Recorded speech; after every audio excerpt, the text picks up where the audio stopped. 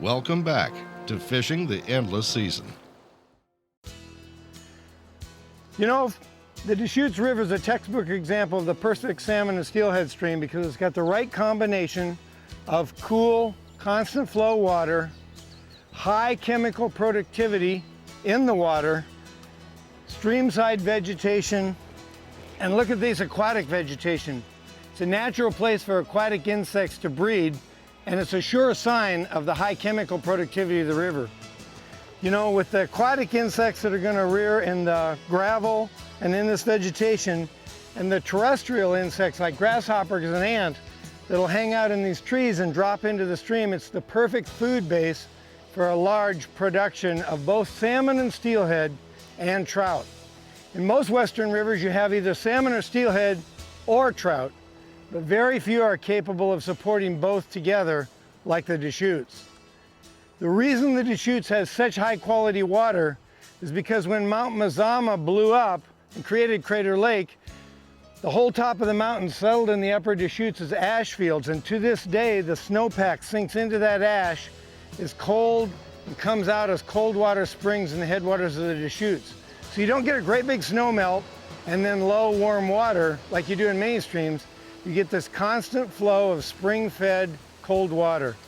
The combination of this kind of water quality, the chemical productivity of the river, this kind of habitat equates to a huge insect base and food supply for the fish.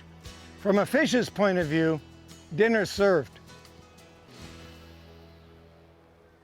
Okay guys, so we're gonna give this spot a try for trout. And Dudley, I'm sorry for getting you wet at that last rapid up there. Didn't mean to splash you, but 20 years ago was when the foundation purchased the property, and then shortly after that they put the fence up to keep the cattle off the majority of the river. It's made a really big impact. Well, particularly for trout, Brad, because the regrowth of the streamside trees holds so many terrestrial insects, provide shade and nutrients for the aquatic insects, and the salmon steelhead can grow to a certain size and then go to sea, but the trout have got to live here. And so you're just going to see a big response from trout to that increased insect base.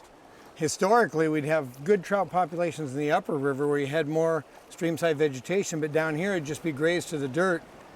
Now what you're seeing is the response of, look at the vegetation around us. Right. It's just insect factories which turn into those trout populations. Right. So let's go see if we can find one. That'd be great.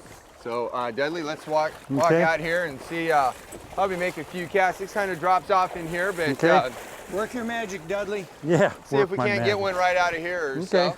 Just start in close and we'll just keep working it out. So what I'd like you to do is we'll make a cast right up here towards this rock, Okay. and then the next cast a few feet out, Okay. and we'll fish this, and then we'll take a few steps out and see what happens.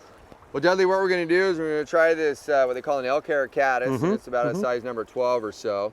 And then I've got a little dropper fly below it that's probably 24 inches or so. And we've got what they call a copper john. Yeah. And this imitates a lot of the underwater bugs that are there that eventually will hatch out into a flying insect like this. Okay, so what we're going to do is we're going to use this fly as a dropper. And then I've got this one as a dry that also will act as an indicator. So if this all of a sudden goes down, you come back, because hopefully a trout's got this. It's possible you might snag a rock out there, but and maybe we'll get one to come up for the dry. Okay. So we're going to work this out. First, you're going to be casting in close, and then maybe 2 feet out, and we're going to kind of make a little fan presentation. Then we'll take a step or two upriver and see if we can't get one between here and that whitewater up there. That sounds excellent. Okay, good. Has that fly got dressing on it, or is yeah, it does have it's some going to floating. float pretty good? And it's what they call an elk hair, so that it'll float. yeah, it should float really good. Okay. So, okay. So let's see what happens here. I fished for a while with no strikes, so Brad moved us to another spot on the opposite bank. It was there that Jim caught a beautiful red side on a bobber and a black jig.